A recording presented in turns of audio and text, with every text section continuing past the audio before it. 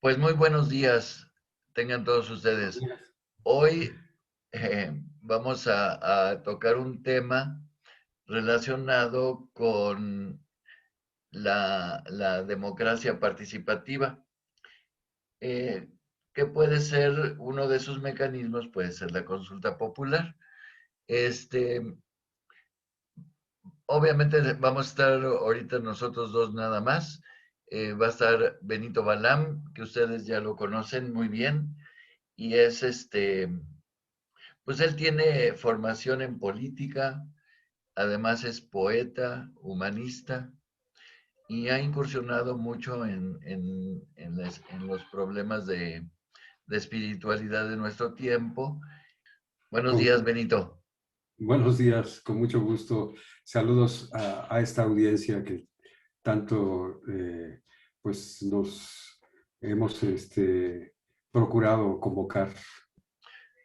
Si tú lo permites, Benito, ¿qué te parece si doy algunas cifras de esta consulta popular Y claro, claro. que se hizo el pasado 1 de agosto? Los últimos datos del INE es que participaron en esta consulta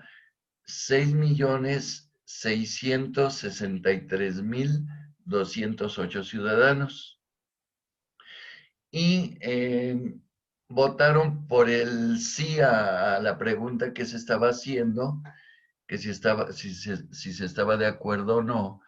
El 97.72% dijeron sí. Y por el no, 1.54%. Y votos nulos, bueno, fueron cerca de 50,000. Eh, Partiendo de estas cifras bueno, de todo el contexto, y teniendo una visión mucho más amplia, como tú la tienes, Benito, ¿sí nos podrías aclarar un poco más qué es la democracia participativa? Sí, cómo no. En la democracia que conocemos más es la democracia representativa. Es la democracia que se ha hecho a través de las elecciones para elegir representantes, ¿verdad? Del poder público, ya sea presidentes, gobernadores y diputados, senadores, presidentes municipales, ¿verdad? Toda esa esfera de la democracia es algo que estamos más acostumbrados a manejar, aunque en la realidad histórica de nuestro país, pues ha tardado muchas décadas en convertirse en realidad, sobre todo en que fuera realmente libre de fraude electoral los procesos para elegir esos representantes. Varios fraudes electorales contundentes con pruebas y además de dominio público y de y, conocimiento por la experiencia del propio pueblo se han venido dando a lo largo de todo este siglo pasado, ¿verdad? O sea, estamos hablando de que llevamos 100 años tratando de que la democracia representativa pueda ser respetada, ¿no? Pueda ser conseguida. Eh, Fraudes recientes como el de 1988 contra Cuauhtémoc Cárdenas y el fraude electoral más resonado contra Andrés Manuel López Obrador en el 2006. Son dos grandes ejemplos de la gran dificultad para que se consiguiera esa democracia representativa. Pero por otro lado, la democracia participativa también ha venido creciendo a la par de la democracia electoral. Y la democracia participativa tiene que ver con la democracia directa. ¿A qué se refiere la democracia directa? Que no es necesario que hayan electores o representantes del pueblo o de sectores sociales o constituidos en partidos políticos para que se resuelvan ciertos problemas sociales o nacionales. En varias ocasiones a lo largo de nuestra historia han habido acontecimientos de democracia directa. Y la democracia directa, como ejemplo más ilustrativo, sería la acción o la resolución por asamblea de una comunidad, ¿no? Cuando una comunidad determina el quehacer, el rumbo de sus propias, de cómo resolver sus propias necesidades, ahí hay democracia directa, ¿no? Pero esa democracia directa se va haciendo cada vez más potente, ¿verdad? Con cada vez más fuerza y más de mayor alcance en cuanto va haciéndose más consciente, se va siendo más extendida y va siendo legitimada no solamente por la propia comunidad, sino por un conjunto de comunidades y por un poder regional que se va estableciendo, un poder local, gremial o incluso sectorial, y que posteriormente se convierte en un poder más nacional, como lo que estamos viviendo con esta consulta popular, ¿verdad? Por eso se ha hecho tanta resonancia el que haya sido la primera consulta popular legalmente reconocida por el sistema político mexicano. No quiere decir que anteriormente no haya habido democracia directa. La democracia directa siempre ha existido, pero legalmente constituida y llevada a cabo, ejecutada, aplicada como ley, ¿verdad? Apenas en esta consulta que acabamos de vivir en este domingo. Por eso es tan nueva, ¿no? Este acontecimiento en cuanto a la conciencia de nuestro país como ciudadanos. Empezamos a tener conciencia de que tenemos un nuevo derecho, ¿sí? Siempre lo hemos sabido, pero no lo habíamos ganado de manera nacional, ¿no? De una manera constitucional, ¿no? Aunque estaba en la Constitución, no se había aplicado la ley, ¿no? Por aquello que dicen que la ley no se consulta sino se aplica, pues no se había aplicado, ¿sí? Hasta que la conciencia y el movimiento del pueblo, de la ciudadanía, consigue que se aplique, ¿no? Y se aplicó. Gracias, Benito. Sí, sí es, queda más claro con tu explicación. Sin embargo, cualquier ejercicio democrático pues requiere una base de conocimiento precisamente en la democracia, en los derechos civiles, etcétera. En el civismo, pues, una materia que yo llevé en la primaria, pero creo que ahora ya no, bueno, durante mucho tiempo ya no estuvo incluida Claro, en las currículas de los alumnos. Este, y algo muy importante es entonces con este panorama en que la realidad es que mucha gente desconoce estos principios básicos. En pocas palabras, si nos puedes explicar por qué es un derecho y una obligación del ciudadano participar en política. pues yo te diría que eh, la construcción de la democracia eh, es una construcción del mismo pueblo, ¿no? Porque la democracia no existe sin el pueblo, ¿no? O sea, no puede existir un régimen democrático si no hay pueblo. Evidentemente, está en sustancia la construcción de pueblo, ¿no?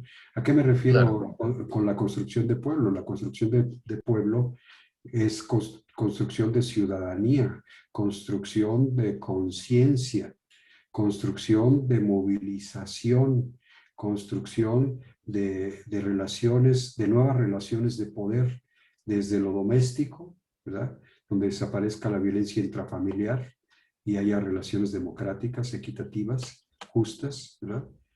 De respeto entre los géneros, a la construcción de la democracia social en las calles, no solamente por la inseguridad, sino también porque podamos todos contar con una escuela, con un servicio de salud digno, con una vivienda digna, etcétera, ¿no? Eso es construir también democracia social, ¿no? Y también desde el punto de vista de la seguridad, por supuesto, ¿no?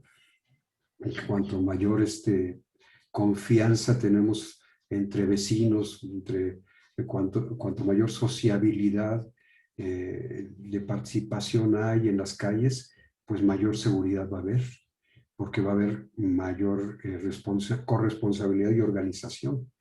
claro, Si lo dejamos de manera individualista, solamente a ver quién tiene dinero para poner candados y guardias de seguridad, etcétera, pues estamos fregados porque eso tiene un límite, ¿no? claro, El límite es que el mismo crimen organizado va a tener acceso porque tiene también dinero, ¿no? Y entonces, ¿cuál seguridad vamos a tener, no? O sea, claro. como lo que estamos viviendo hoy en día, ¿no? Sí, o sea, yo como lo veo es que em, la democracia realmente, en la democracia se debe de pensar en los demás. Se debe de ir construyendo a través de la democracia un bien común en donde todos salgamos beneficiados. Yo me imagino la democracia y la participación en la democracia como lo que hacemos en nuestra propia casa. Es decir, estamos al pendiente pues, de todo, de pagar el gas, de, de que funcione el boiler, de que las ventanas estén funcionales. Y si nos olvidamos de la política, entonces pues al ratito tendremos goteras, no va a Mm. funcionar el tanque del agua, ni va a funcionar el boiler, y se nos van a meter el agua por las ventanas. Y los Entonces, ladrones. exacto, exacto. Entonces realmente es yo así es como lo veo, o sea, tenemos que estar al pendiente de lo que sucede en nuestra casa país, nuestra casa nación. Y por eso es que es importante que cada quien desde su ámbito profesional o de actividad o simplemente ciudadana participe en la política. Entrando un poquito al tema de esta consulta popular, eh, hubo varios actores que aportaron algo bueno o algo no tan bueno en esta consulta.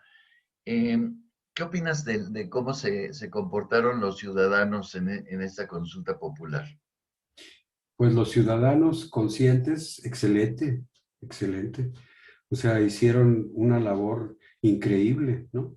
Eh, Recuerdo, por ejemplo, a los más notables en impulsar esto, Epigmenio Ibarra, Ariadna Baena, Alina Duarte y Omar García, que fueron los que encabezaron desde hace un año el que se llevara a cabo esta consulta y lograron en ese momento 1,5 millones aproximadamente de firmas válidas por parte del INE y fue aprobada por la Cámara, por la Cámara de Diputados y promovida por el presidente y sujeta también a la aprobación del, del, del Poder Judicial, ¿no?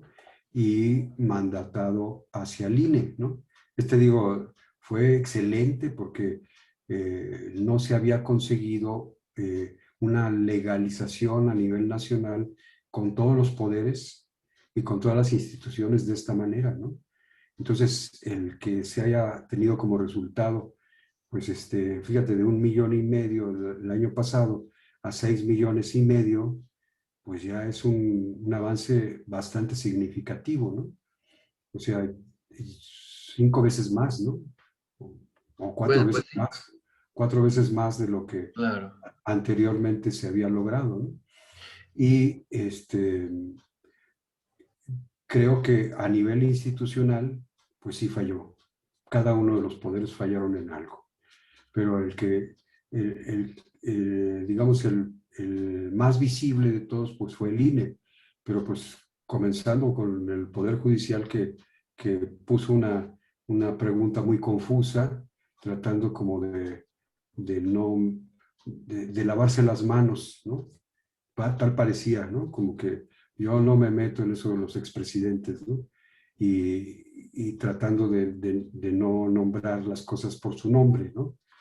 Y luego, pues, los actores de los medios de supuestamente de información, que en realidad son la mayoría de desinformación, entonces, pues, cambiaron las cosas de cabeza, ¿no?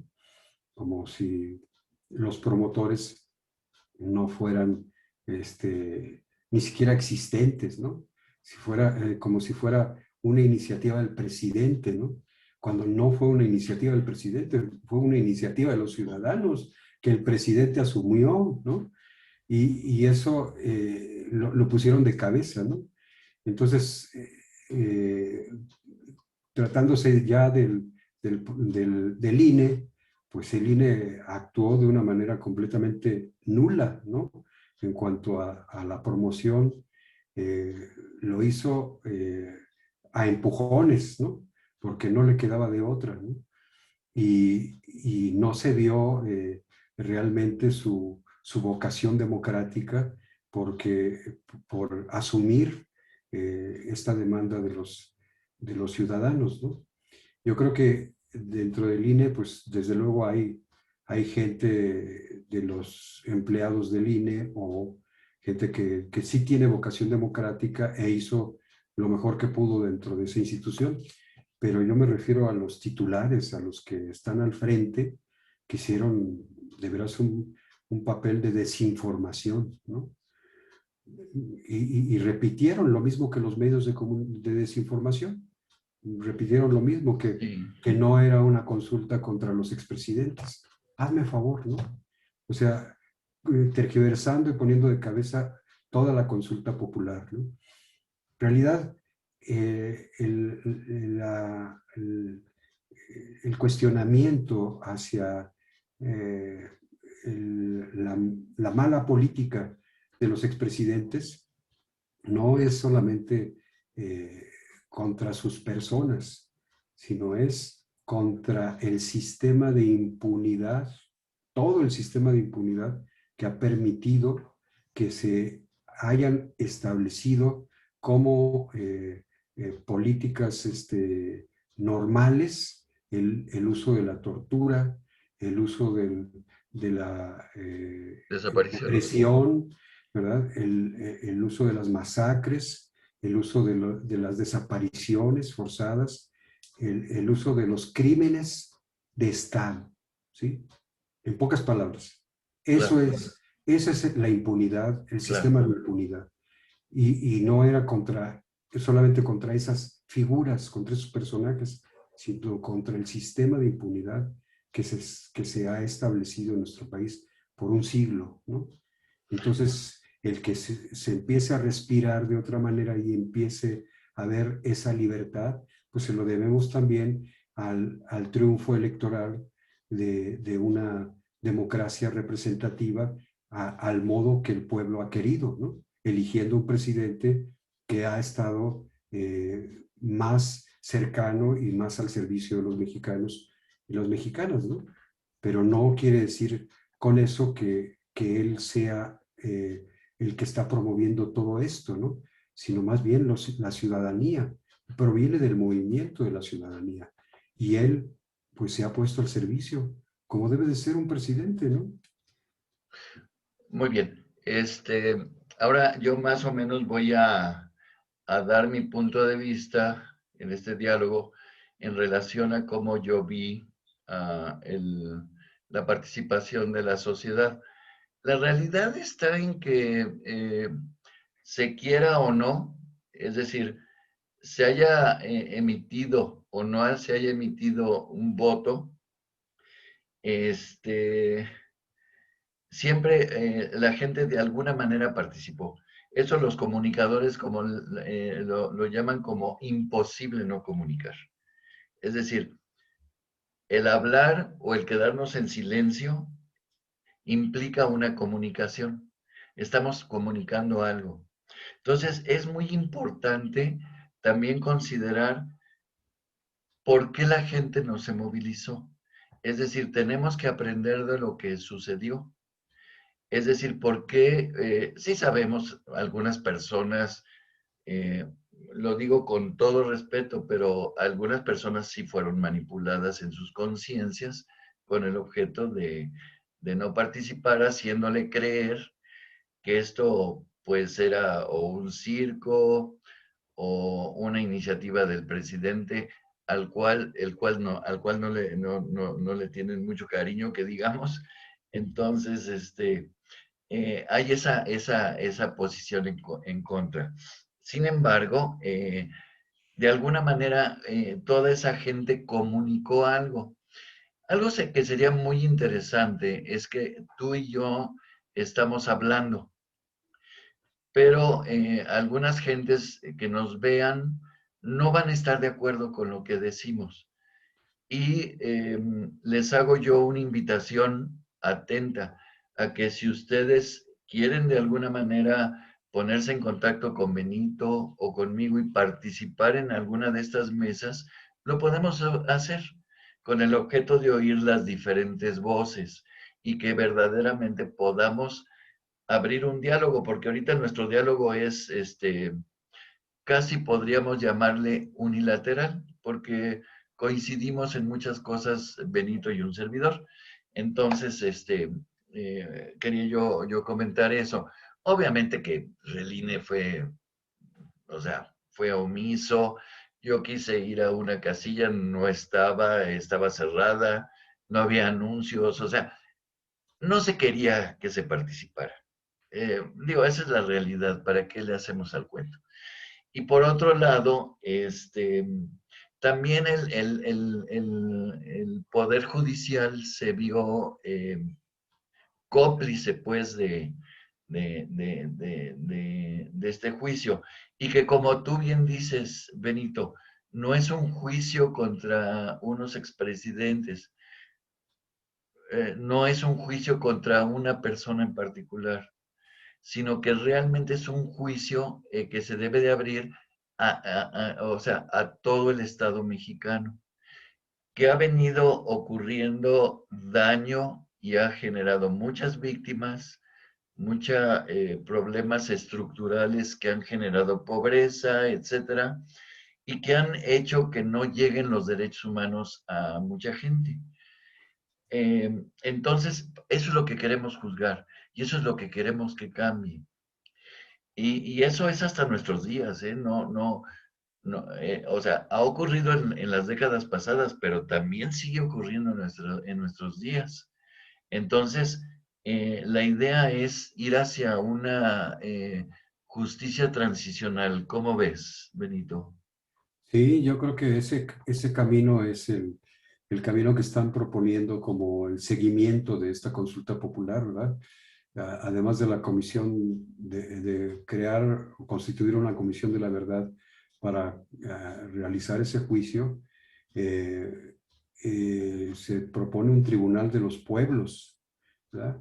Por parte de estas personas a las cuales se ha aludido y que también me sumo también a los caricaturistas, a los moneros del chamuco, ¿verdad? Que también han promovido este asunto Muy bueno, y, sí. las llamadas benditas redes sociales, ¿verdad? Que hicieron todo un maratón eh, para ir difundiendo en más de 60 canales particulares en el país todos estos acontecimientos de la consulta popular, ¿no? O sea, yo creo que sí hay una nueva efervescencia que se está generando más allá del poder público, ¿no? Eh, la política no está reservada solamente para los funcionarios o para los que se dedican a la administración pública, ¿no?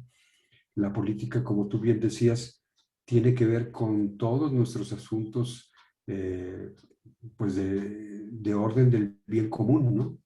Que nosotros emprendemos desde nuestra casa, la calle y desde luego pues la nación, los pueblos y la nación, o las naciones que constituyen nuestro país, ¿no?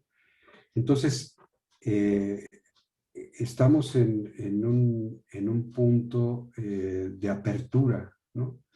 De apertura de esa nueva conciencia, eh, yo diría ciudadana, pero también intercultural y plurinacional, ¿no? Eh, que apenas empieza a vislumbrarse, ¿no? Porque no hay un solo proyecto que podamos decir un solo proyecto de nación, sino un proyecto de naciones. Somos un país plurinacional y no lo hemos querido reconocer después de 500 años, ¿no?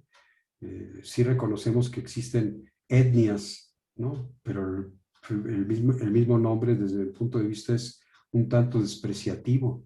No son etnias, son naciones con lenguajes nacionales propios de su propia comunidad lingüística, ¿no? Y su propia forma de gobierno y su propia historia y su propia cosmovisión. Entonces, estamos en un país de 60 naciones, imagínate, y seguimos entercados en un proyecto nacional, cuando no, nuestro camino es un proyecto de plurinacional, ¿no? Claro.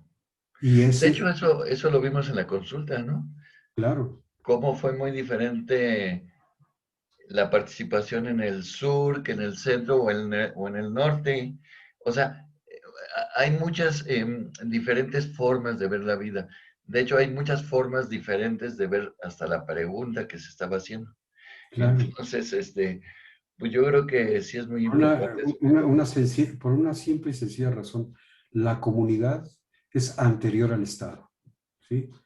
Antes de que se formara el Estado Nacional, que consideramos que no es nacional o que no es solamente de una sola nación, es la comunidad o el conjunto de comunidades y de pueblos que están originalmente anteriores a la constitución de ese Estado. Y no me refiero solamente a los pueblos originarios indígenas, sino me refiero también a los pueblos ya afro mexicanos, a los pueblos indomestizos, ¿verdad? O sea, hay una serie de combinaciones dentro de nuestra población que no tenemos ni idea, ¿sí? Ni idea porque no lo hemos querido ver. Solamente vemos los modelos extranjeros y pensamos que ese es el futuro de nuestra nación, pues no, o de nuestras naciones, pues no. El futuro de nuestro país es mirar hacia adentro, ¿no? Como bien decía Bonfil Batalla, la mirada del México profundo, es donde nos vamos a reencontrar los mexicanos y las mexicanas de una manera diferente. Y ese es el Claro, proyecto a futuro de un Estado diferente donde el pueblo vaya subordinando a las instituciones que se pongan a su servicio, ¿no? En la democracia representativa apenas empezamos a tener visos de eso, apenas, ¿no? Por eso es más importante que se desarrolle la democracia participativa, porque es un instrumento mucho más efectivo para que el pueblo o los pueblos nos demos a conocer, ¿no? Muy bien, Yo Benito. Ahorita ya voy a dar yo creo que mi último comentario porque ya estamos casi sobre el tiempo. Entonces, bueno, yo ahorita viendo hacia el futuro, yo me haría la pregunta, ¿y ahora qué? Bueno, en realidad, pues hay muchas fórmulas para lograr que haya una justicia, pero una de las formas que se han usado en varias partes del mundo es la justicia transicional, que tiene, fundamentalmente tiene cuatro columnas, que es partir de la verdad, es decir, que se sepan los hechos, que se sepa exactamente qué ocurrió y quién es el responsable de tal o cual cosa.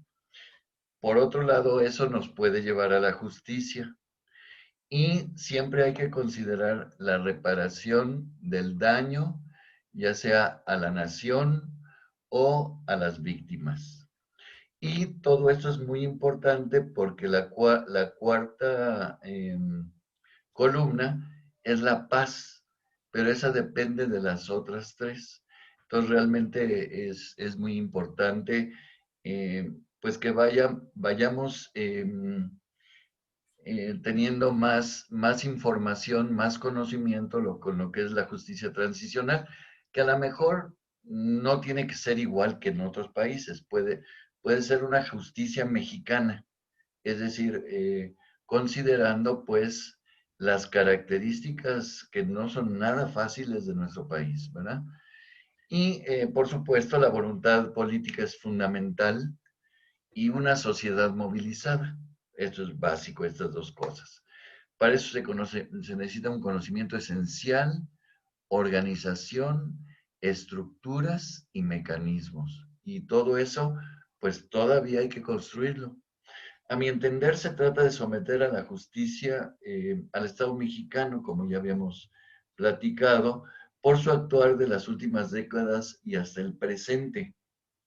Y se trata que en el futuro no haya repetición de lo que hemos sufrido durante estas décadas de un poder opresor que no ha estado de parte del pueblo. Así yo lo veo, Benito. Sí, mi conclusión sería que, retomando lo que acabas de decir excelentemente de la justicia transicional, eh, la recuperación de nuestra memoria histórica, ¿verdad? Recuperarlo como un derecho, porque desde la dignidad de cada una de las víctimas en persona y en comunidad, ¿verdad? Para que al ser nombradas y reconocidas, dejen de ser víctimas y se conviertan en guardianes de nuestra memoria colectiva. Justamente ahí está la clave de la no repetición. No es un asunto solamente de vivos, sino también de nuestros difuntos. ¿Qué diálogo tenemos entre vivos y difuntos?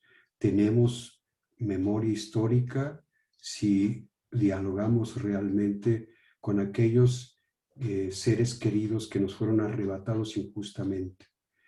Justamente para que esto no se vuelva a repetir, para que la llama de su no olvido nos haga recordar que es ese tipo de amenazas que existen en el poder opresor, no lo debemos de seguir permitiendo y que solo la ciudadanía organizada es capaz de detener al crimen organizado, porque el crimen organizado no solamente está en las calles, sino también está en las instituciones. Y si la ciudadanía, nosotros, no nos autoconvocamos para organizarnos, para autoorganizarnos, nadie lo va a hacer. Entonces necesitamos tener la confianza de que así ha sido en el recorrido de la historia de la humanidad. La propia humanidad ha llegado a tener ese espíritu de liberación para conseguir, ¿verdad?, su supervivencia y una vida en abundancia, como lo dice el Evangelio, ¿verdad? Somos llamados a amarnos como prójimos, teniendo en cuenta un camino de amar a los enemigos mediante la conversión en ser promotores de la paz, no en ser tolerantes, resignados de su opresión, sino en ser luchadores por la paz, poniéndoles límites al mal a través del bien. Gracias, Benito. Pues excelente cierre, Benito. Creo que definitivamente una cosa que es muy importante que dijiste es la memoria histórica, porque a través de la memoria histórica podemos llegar a la paz, porque podemos construir sobre bases sólidas hacia dónde vamos. Y eso no lo podemos hacer si no reconocemos nuestra historia, nuestro pasado, ¿verdad?